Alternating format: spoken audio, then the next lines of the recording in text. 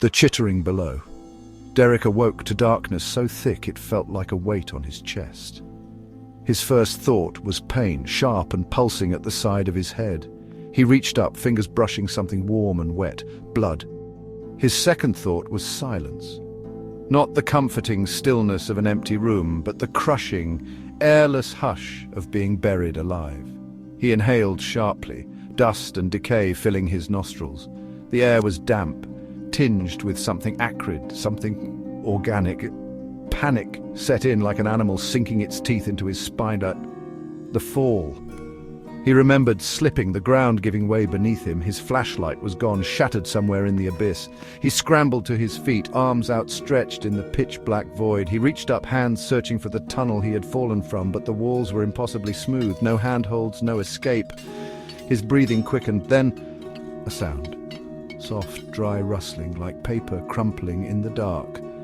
At first it was distant, barely a whisper against the cavern walls. Then it grew, a chittering, skittering sound. Legs. Many, many legs.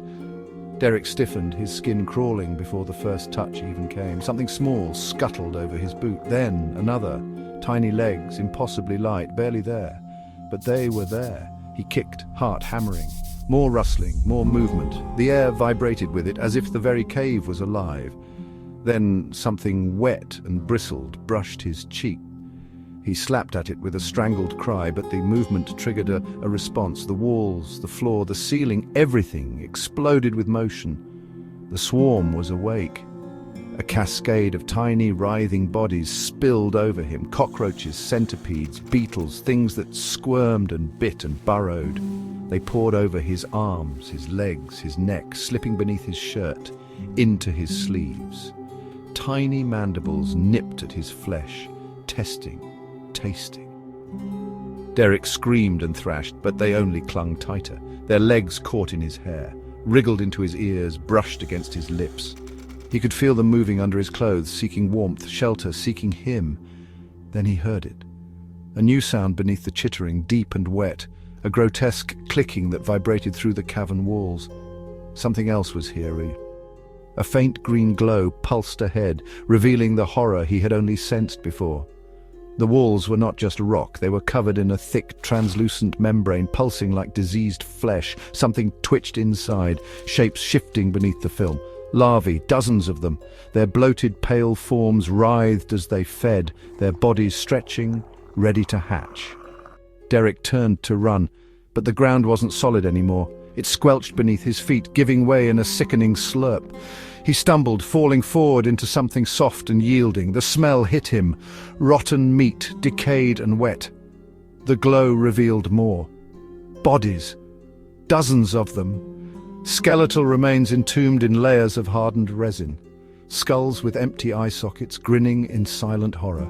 Some bodies were fresh, skin sagging, bloated. Others still moved, still alive.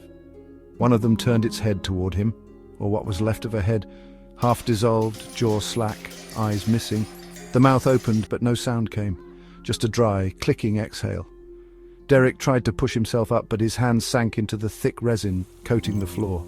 It clung to him, sticky and unyielding, a trap. The clicking sound grew louder, and then he saw it. A grotesque silhouette at the edge of the glow, enormous and glistening, a thing with too many legs, an engorged abdomen, thick mandibles that dripped with something viscous. The Queen.